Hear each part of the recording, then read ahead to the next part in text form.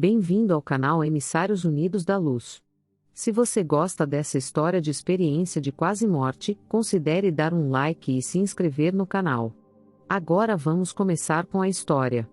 Minha EQM ocorreu quando eu era adolescente, durante uma operação para remover um tumor da minha glândula adrenal.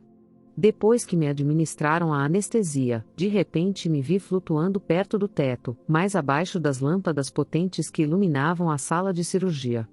Embora eu estivesse apenas alguns metros acima da operação, parecia que eu estava em uma catedral, com o teto se elevando muito acima de mim.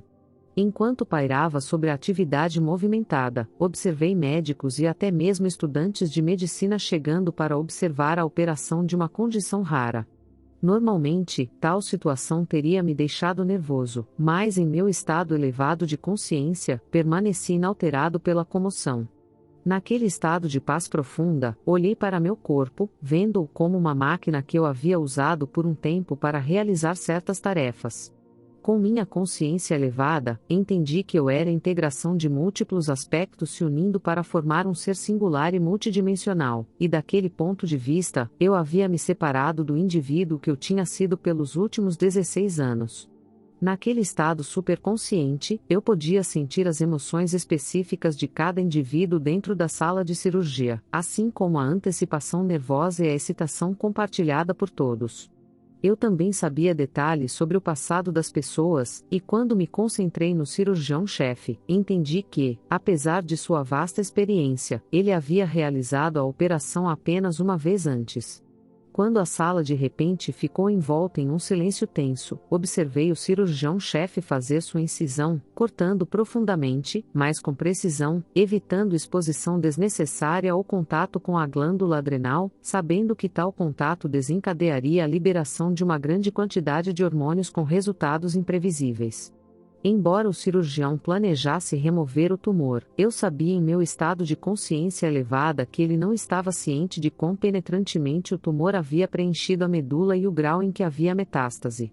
Após alguma deliberação sobre prosseguir ou não, o cirurgião-chefe fez a incisão. No entanto, quando o bisturi tocou a glândula, uma dose maciça de adrenalina foi liberada, fazendo com que o monitor cardíaco emitisse um alarme agudo.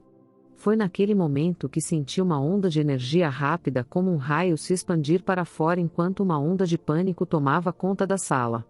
Após a explosão, o tempo se estendeu ao infinito a ponto de a cena abaixo de mim parecer uma fotografia de pessoas com as mãos entrelaçadas, passando vários itens umas para as outras enquanto corriam para implementar o procedimento de emergência. Enquanto as pessoas abaixo de mim estavam preocupadas, senti uma força poderosa me puxando por trás e, enquanto eu era atraído por essa força irresistível, o tempo pareceu acelerar, como se compensasse a desaceleração anterior. Por um breve momento, pude ouvir os gritos das pessoas em pânico enquanto o caos se desenrolava abaixo de mim, antes de ser repentinamente levado a toda velocidade por um túnel escuro como breu. Com minha atenção fixada na luz bem à frente, uma pequena esfera amarela de luz se aproximou de repente, e tão repentinamente quanto, minha jornada pelo túnel chegou ao fim.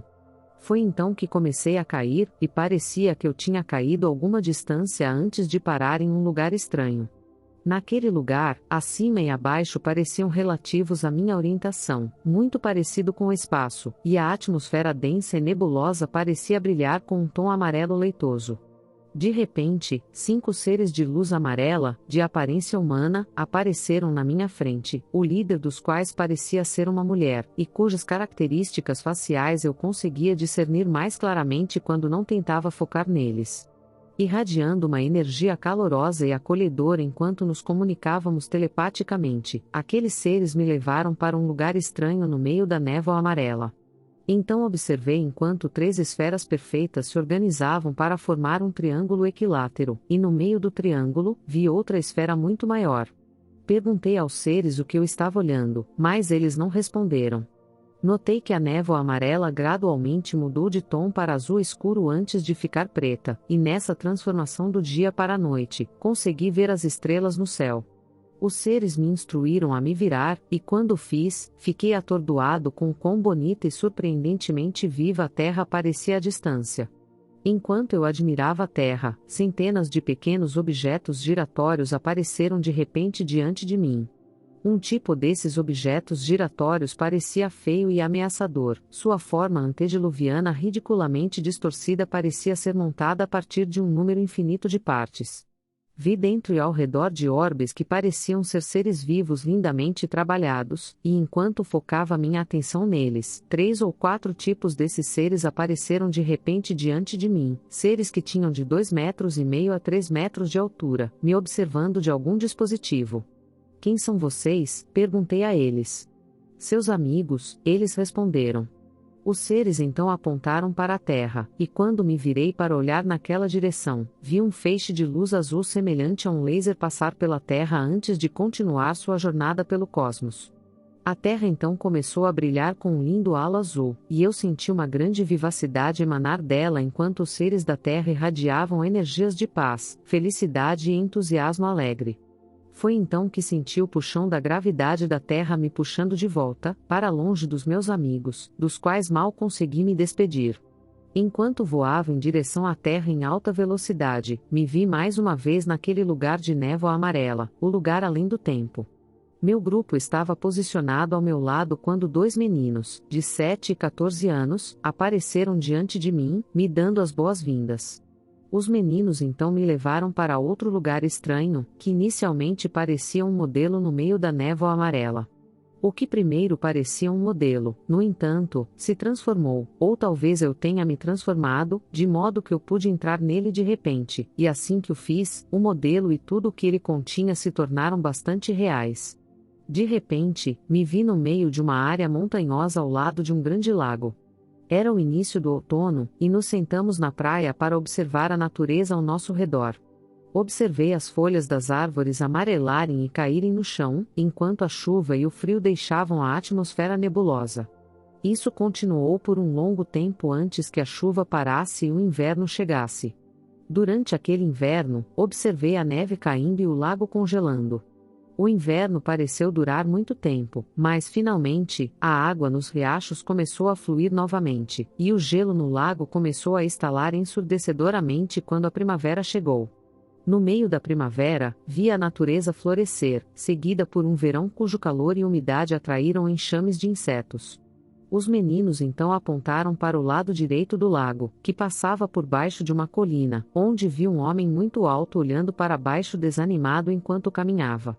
O homem, aparentando ter entre 40 e 45 anos, estava conduzindo um cavalo que puxava uma carroça em seu retorno de uma viagem de 2 ou 3 dias para uma cidade vizinha, onde ele tinha ido vender seus produtos. De repente, tudo escureceu, e de repente parecia que eu estava olhando o mundo através dos olhos dele. Ao olhar através de seus olhos, cada aspecto de sua vida se tornou instantaneamente conhecido para mim. Eu sabia que ele era casado e tinha 8 filhos, o mais novo dos quais era apenas um bebê na época. O homem era um camponês pobre que mal conseguia sustentar sua família, mas entre os camponeses, ele era considerado de classe média. Eu também sabia que sua casa ficava fora da cidade, que ele cultivava a terra para viver e que era fluente em francês, embora sua língua materna fosse o alemão.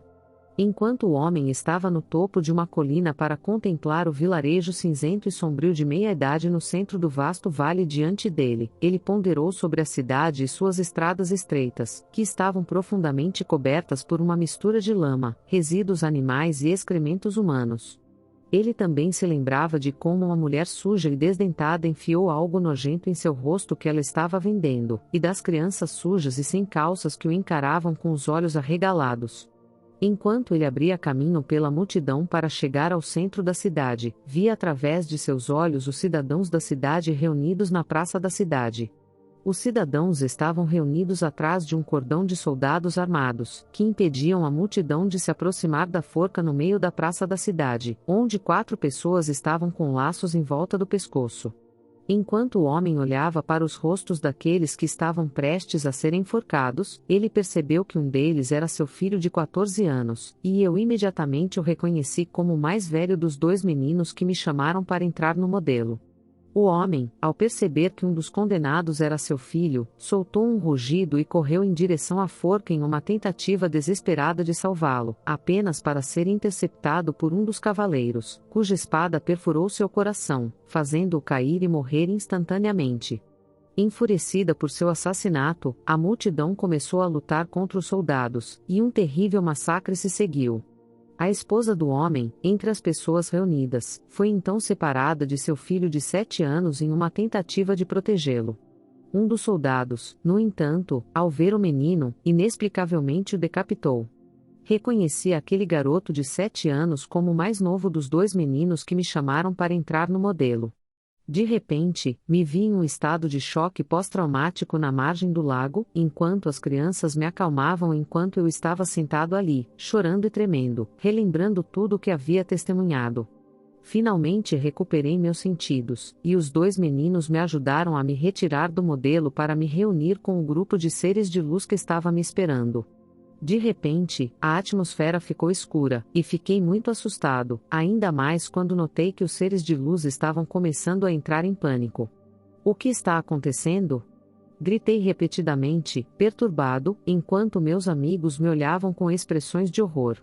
Foi naquele momento, quando meu destino estava prestes a ser determinado, que de repente ouvi uma voz de muito longe implorando para que eu me acalmasse e me assegurando de que tudo ficaria bem.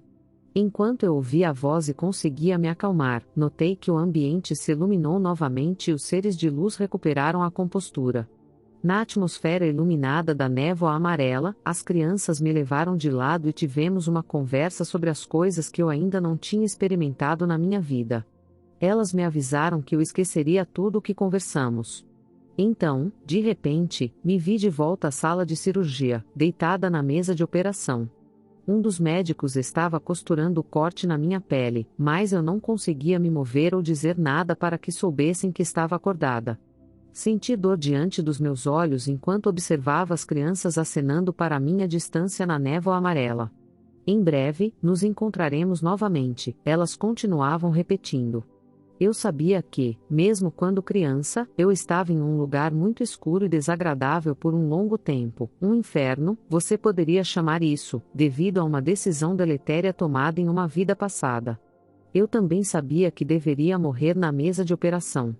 Meus pecados foram redimidos por Deus, no entanto, e mais uma vez me foi dada a oportunidade de continuar vivendo minha vida humana, embora como uma pessoa com uma carga pesada para suportar. Agora sei por quais ações foi determinado que a retribuição seria imposta, mas essa é uma história para outro dia. Depois daquela experiência de quase morte, acordei instantaneamente como uma nova pessoa, embora a mudança tenha sido gradual. Hoje, no entanto, tenho uma compreensão diferente do mundo, prioridades diferentes e o que vejo como meu dever. Espiritualidade e crescimento espiritual são componentes significativos da minha vida e, sem eles, minha vida tem pouco significado para mim. A EQM me deu a capacidade de olhar para frente e para trás no tempo e ver, lamentavelmente, que eu não era uma pessoa de alta vibração em minhas vidas passadas. Quero enfatizar que morrer não é algo especial, viver e perseguir sua vida com propósito é muito mais especial e importante. Quando contei minhas experiências durante a EQM para meus pais, minha mãe começou a chorar enquanto explicava que foi ela quem me encorajou a me acalmar naquele momento crítico durante a operação, falando comigo interiormente. A última coisa que quero dizer é que acredito em Deus e que a essência de Deus incorpora amor, compaixão e perdão. Deus nunca recusa nada que lhe é pedido, mas acredito que Ele dá mais àqueles que desejam estar perto dele.